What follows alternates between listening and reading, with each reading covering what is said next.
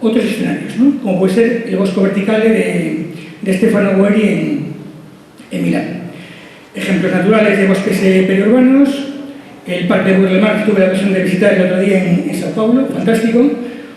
Hay que pasar entonces de un concepto tradicional de bosque urbano o de alineación a un concepto más de futuro, ¿no? Plaza solo con arbolado, sería una tipología también de bosque urbano. El bosque vertical de Stefano Guerri, que ya conocéis, que en realidad es un guiño a un bosque, que es el bosque de Lucca, que está encima de una torre medieval en Italia, ¿no? Que es fantástico. Y también otras configuraciones que van apareciendo, ¿no? Por ejemplo, sitios de networking, ¿no? Que son en realidad bosques urbanos en los que tú puedes trabajar con diferentes personas. Por tanto, aparecen ingredientes nuevos o tipologías nuevas que se podrían incluir en ese cajón desastre de la tipología número 5. Bajamos de escala. Servicios ecosistémicos de los bosques urbanos. Yo creo que todos los que estáis aquí conocéis prácticamente todos, ¿no? Salud, carácter de la ciudad, contaminación ambiental, biodiversidad del árbol y biodiversidad de fauna, arquitectura del paisaje, salud, etc.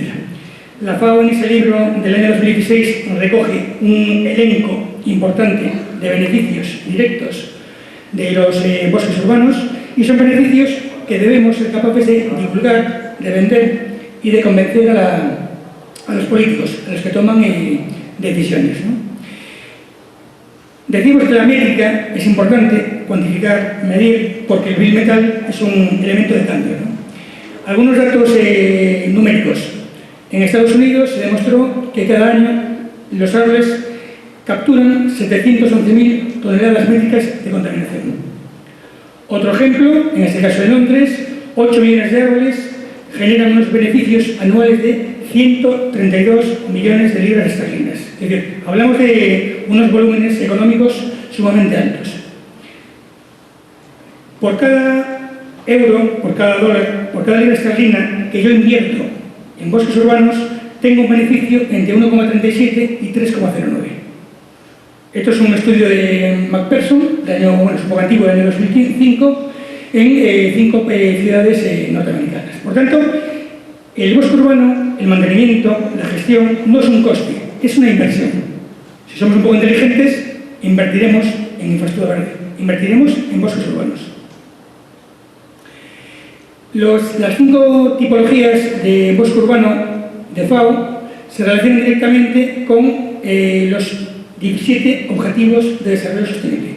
En función del objetivo que yo quiero impulsar, aunque de todas formas los objetivos deberían ser transversales, yo tengo un rendimiento mayor o menor en función de la tipología o solución de bosque urbano. Los servicios ecosistémicos del bosque urbano no es solo el árbol, es el microecosistema árbol. Son los hongos, es la microfauna, son los pájaros, etc. En este paper de Stevenson del año 2020 se recoge muy bien las diferentes tipologías de servicios ecosistémicos vinculados a ese microecosistema árbol. Bien, en el Reino Unido hay una entidad que es la Forestry Commission, la Comisión Forestal Británica, y tiene una cantidad enorme de publicaciones vinculadas con los bosques urbanos, ¿no? Hay una específica de servicios y de servicios.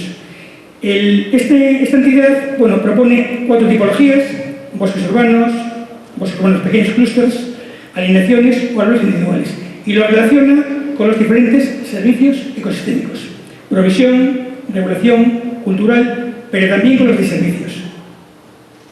Como veis, hay diferentes grados de color verde en función de la tipología de bosque urbano y de la tipología de servicio, provisión, regulación, cultural o servicio, pues tiene mayor o menor importancia. Os decía lo de la arboricultura y lo de la silvicultura porque yo, para optimizar esos servicios, debo seleccionar una tipología de gestión. Para árboles aislados y alineaciones, yo puedo trabajar con técnicas de arboricultura. Para clústeres o florestas urbanas a nivel macro, debo trabajar con técnicas de silvicultura. Por tanto, la gestión es complementaria, pero la gestión es diferente. ¿Cómo debería trabajar? Bueno, primero, identificar y cuantificar los servicios ecosistémicos de la floresta urbana, definir los aspectos específicos de factores que influencian la provisión y después trabajar con una serie de variables en la gestión. Variables físicas, escala, gestión, estructura y variables de contexto, ¿no? Localización, propiedad del suelo, porque en medio urbano una cantidad enorme de suelo es suelo privado. Yo debo de colaborar y de participar, ¿no?, con diferentes propietarios. Bien, algunos ejemplos de este documento. La provisión de servicio, decíamos que es frutos, que es, por ejemplo, setas, semillas, nueces, etc.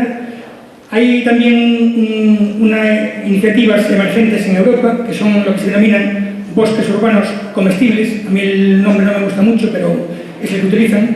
Y en cierta medida intentan potenciar, ¿no?, y acercar la realidad de los cultivos tradicionales a la población. ¿Por qué? Porque los niños pequeños que viven en ciudades no tienen contacto real con la naturaleza. No saben de dónde sale una manzana, una pera, un plátano, etcétera, etcétera. ¿Cómo cambia la gestión si yo quiero optimizar servicios de provisión? Bueno, pues para el servicio de provisión la poda es distinta. El monocultivo ya no es un inconveniente, puede ser un inconveniente a nivel de producción. Y, por supuesto, lo que es el uso del suelo y la propiedad, ¿no?, que sea público y que sea accesible. A nivel de regulación, sabéis que las coníferas y las frondosas funcionan de forma distinta, ¿no? Unas captan más ozono, otras captan más PM10, etcétera, etcétera. Entonces, depende de lo que yo busque, pues debo seleccionar una tipología u otra de vegetación y la gestión, por supuesto, también es diferente. Y lo mismo para, lo mismo a escala cultural, ¿no? Los árboles grandes, que también pasa aquí, los árboles singulares, monumentales, tienen, digamos, un acercamiento, una sensibilidad con el ser humano mucho más que otro tipo de elementos. Esto supongo que lo conoceréis, el Shinrin-yoku, son los famosos baños en el bosque. Es una filosofía japonesa de ir a los bosques a bañarte, a impregnarte, para respirar, relajarse, andar, tocar, oler y recuperar. Por tanto, como vemos, hay experiencias repartidas un poco por todo el territorio internacional. Todos los que estamos aquí somos conscientes de la importancia de los bosques en las ciudades, pero hay que divulgar. Yo, como buen español, me gusta el fútbol, vosotros, como buenos brasileños, os gustará también el fútbol. Os voy a poner dos ejemplos. Voy a construir un bosque urbano dentro de un campo de fútbol y voy a construir un campo de fútbol dentro de un bosque urbano.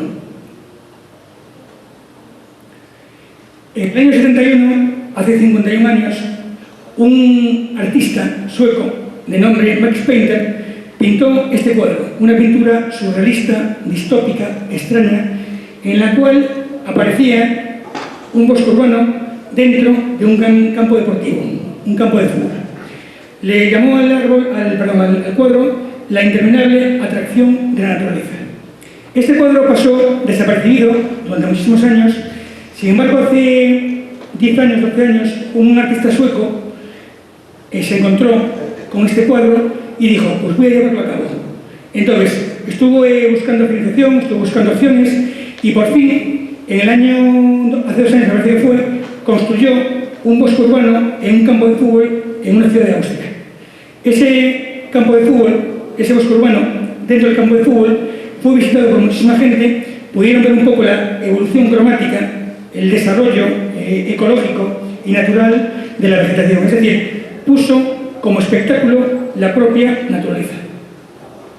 Tenemos un bosque urbano dentro de un campo de fútbol. Ahora vamos a ver lo contrario. Un campo de fútbol dentro de un bosque urbano. Parque Natural Arseny Merchevsky.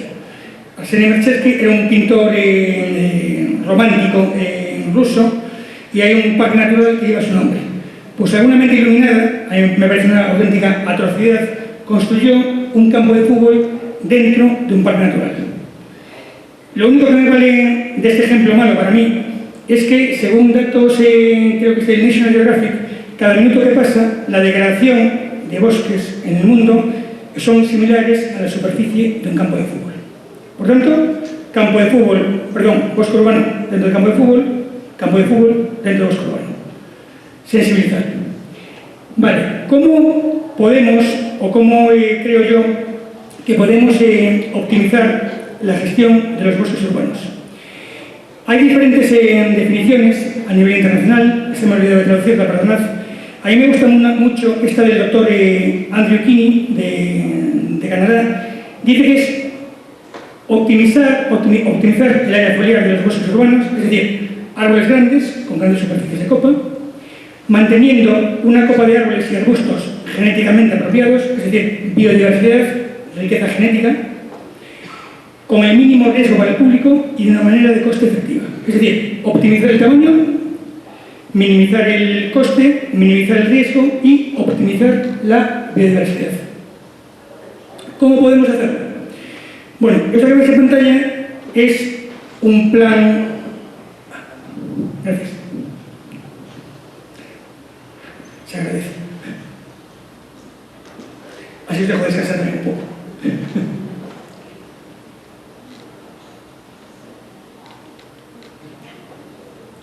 Bien, esto que veis en pantalla es un plan estratégico de gestión de bosques urbanos británico, en el que hay unos objetivos, un inventario, unos componentes del plan, un plan de comunicación y educación y un presupuesto. Dentro de los componentes del plan, establecimiento, mantenimiento, protección legal de los bosques urbanos, protección sanitaria y evaluación de riesgo. Este plan o esta propuesta yo creo que debería complementarse con esta optimización de servicios ecosistémicos y con esta optimización de la valoración ornamental. ¿Cómo? Optimizando la biodiversidad, haciendo frente al cambio climático, mitigando el cambio climático, tener una distribución de tamaños variable en la ciudad. ¿Por qué? Si todos los árboles son del mismo tamaño, llegará un momento en que empiecen a morir todos a la vez y tendremos un problema serio. Hay que tener una heterogeneidad, una distribución de clases diamétricas determinada. Y, por supuesto, minimizando los desservicios. Bien, una propuesta sencilla. Biodiversidad, la regla de Santa-Amor. ¿Qué dice la regla de Santa-Amor? Bueno, que en una ciudad, por ejemplo, como Campo Grande, yo no debería tener más del 10% de los ejemplares de la misma especie, ni más del 20% de ejemplares del mismo género, ni más del 30% de ejemplares de la misma familia. ¿Por qué? Porque si aparece una plaga, una enfermedad, como pasó en Europa con la grafiosis, que mató 100 millones de olmos entre 1915 y 1970, pues tendrá un problema importante. Por tanto, biodiversidad no solo riqueza genética, es también prevención y protección de los bosques urbanos. La regla del 10-20-30 de Santa-Amor.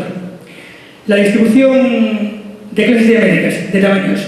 Aquí hay diferentes opciones, ¿no? Yo puedo trabajar a nivel de distribución de tamaños con toda la población, de forma independiente de las especies, o puedo trabajar también a nivel de especie, ¿no? Ver un poco la distribución. Lo importante es tener una distribución variada, ¿no? No entro en detalles, pero bueno, hay diferentes recomendaciones. Y lo importante es analizar la vulnerabilidad. En septiembre, hace unos días, se ha publicado un artículo científico en el que, que tenéis en pantalla, ¿no?, sobre el cambio climático, en el que dice que en España es probable que en el año 2050 el 46% de las especies en Santa Cruz de Tenerife, el 98% de las especies en Valencia y el 100% en Barcelona están en riesgo de desaparecer. Asusta. Asusta y hay que empezar a... Bueno, empezar no. Tenemos que empezar a movernos, porque esto es terrible, ¿no? La vulnerabilidad es fundamental en los planes de gestión de los bosques urbanos.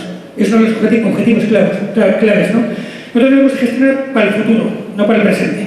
Siempre para el futuro. Es el legado de nuestros hijos, ¿no? Una buena gestión de los bosques urbanos. Un buen enverdecimiento de la ciudad. Todos somos conscientes que los servicios ecosistémicos los generan las hojas, ¿no? Es mucho mejor tener un árbol grande con una gran superficie de copa que árboles pequeños que yo llamo como chupachús. No sé si conoces el caramelo, que es una bolita con palito, chupachús. Bueno, esos chupachús, hay muchos árboles chupachús en España, ¿no? Los árboles, a ver, estéticamente está muy bien, pero desde el prisma ecológico tienen sus matices, ¿no? Bien, por tanto, debemos optimizar, como decía el doctor Kini, esa superficie de copa para optimizar los diferentes servicios ecosistémicos. De hecho, uno de los objetivos fundamentales de la mayor parte de los planes directores es alcanzar un porcentaje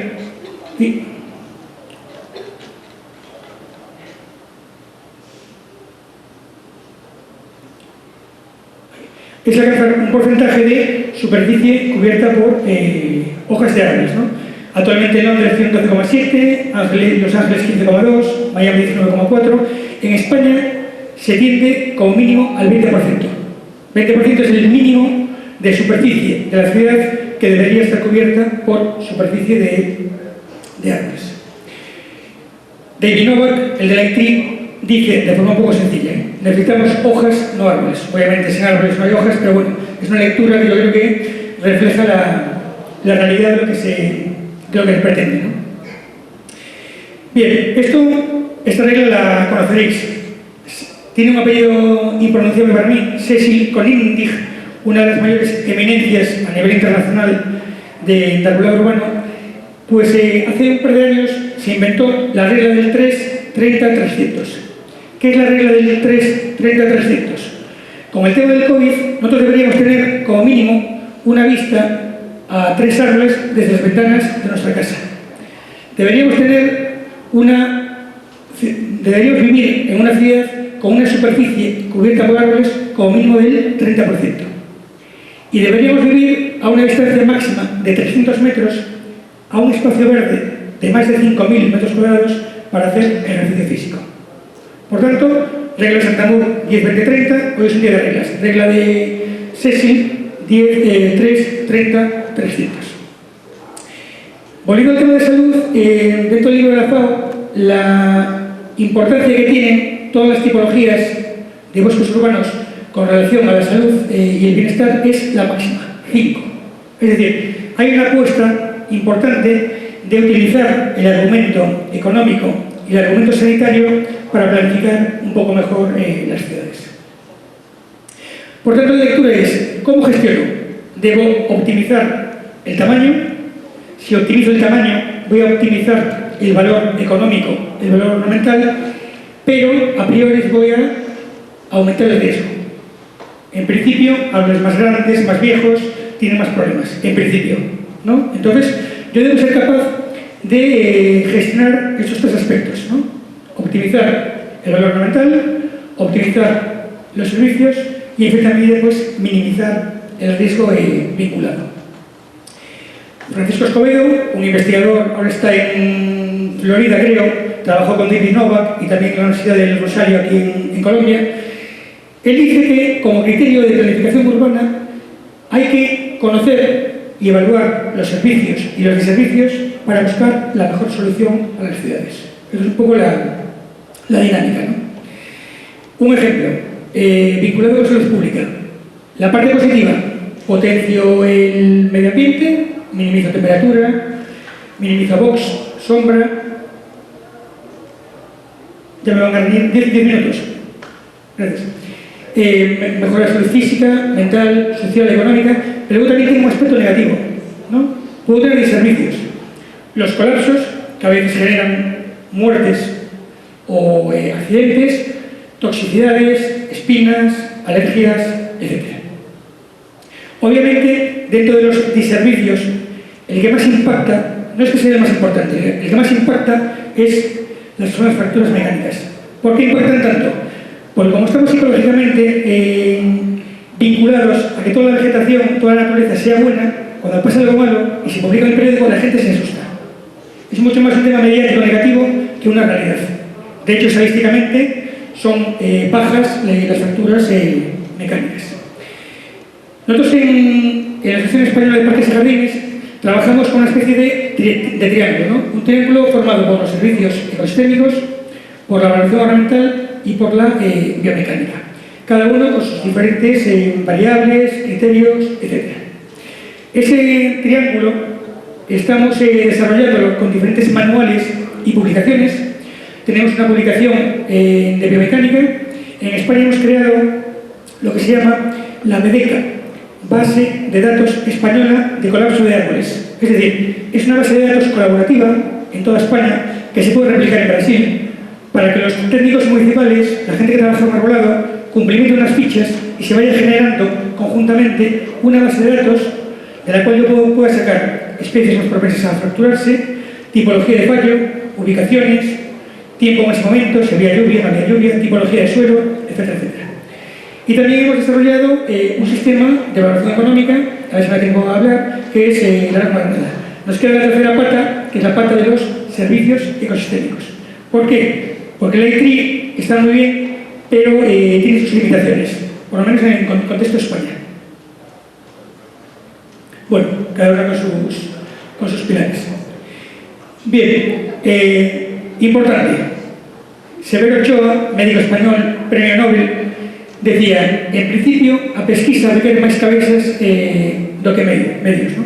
Ideas sencillas a veces requieren muy poca inversión económica, ¿no? Como este proyecto colaborativo de la BEDECA.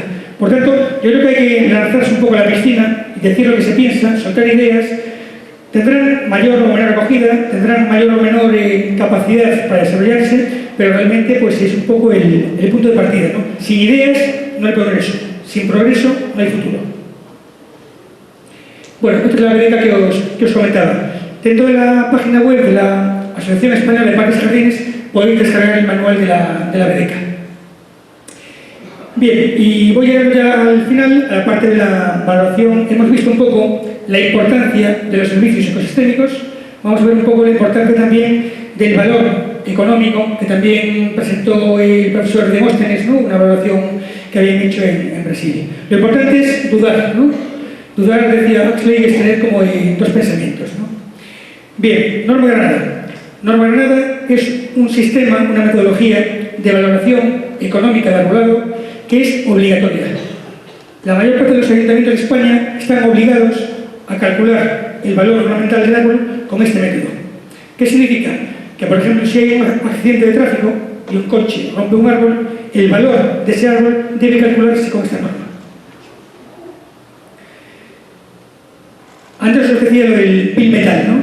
Decía un escritor fantástico, William Vaughan, bueno, y lo digo en castellano, el dinero es como un sexto sentido, sin él no podríamos disponer de los otros 5. Y tiene parte de razón, ¿no?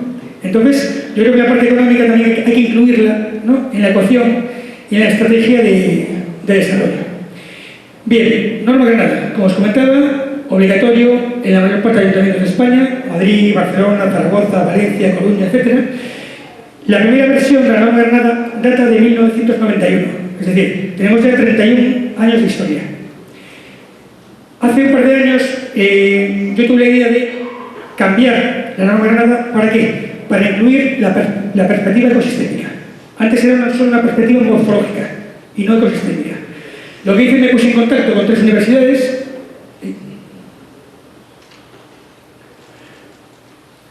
La Universidad de Santiago de Compostela, 5, gracias.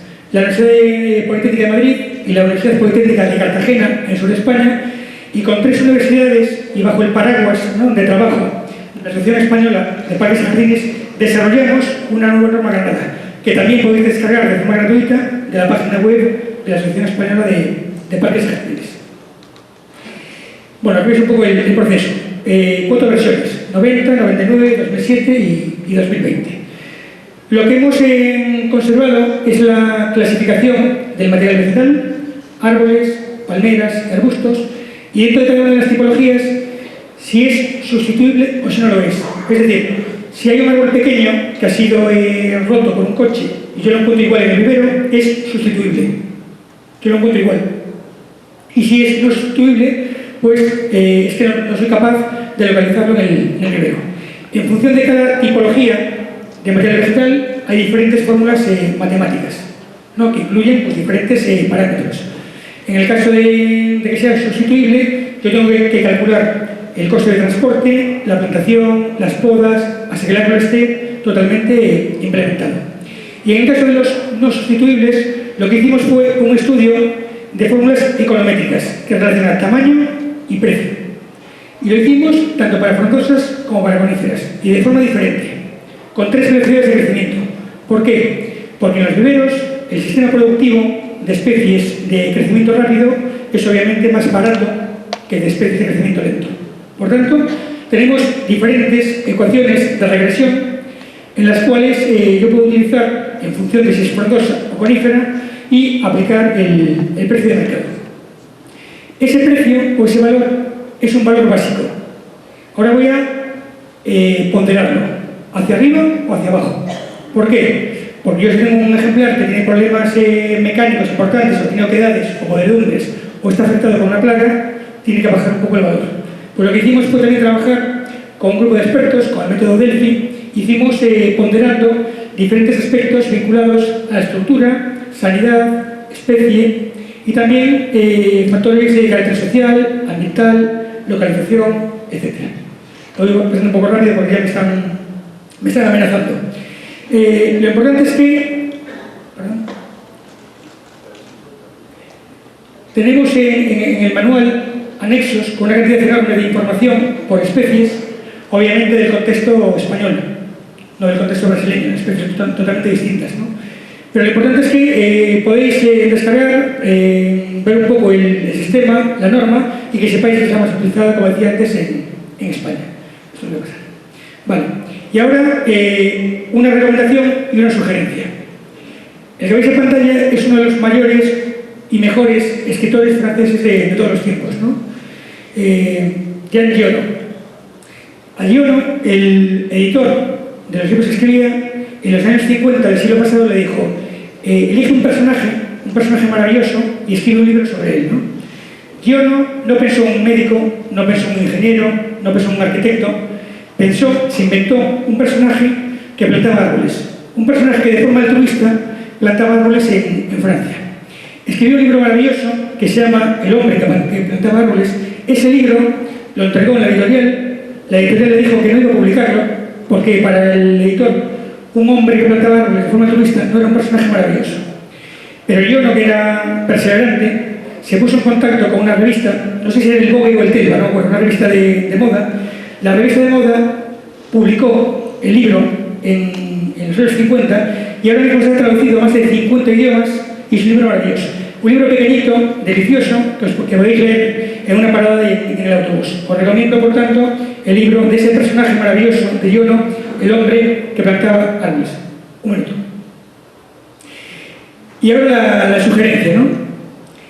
Esto que veis en pantalla es el jardín de Étretat, un jardín que está en Normandía. Y es un jardín que está muy cercano a donde Monet pintaba los cuadros. Sabéis que Monet es el padre del impresionismo. ¿Por qué se llama impresionismo? Porque lo que quería es que trasladar los paisajes naturales para impresionar a la gente. Entonces yo, digamos, jardín maravilloso de Monet, me gustaría utilizarlo como argumento para que vosotros, en vuestro trabajo, en vuestras experiencias, intentéis también impresionar a los clientes y conseguir realmente que las ciudades sean más verdes, con más bosques urbanos y más sostenibles.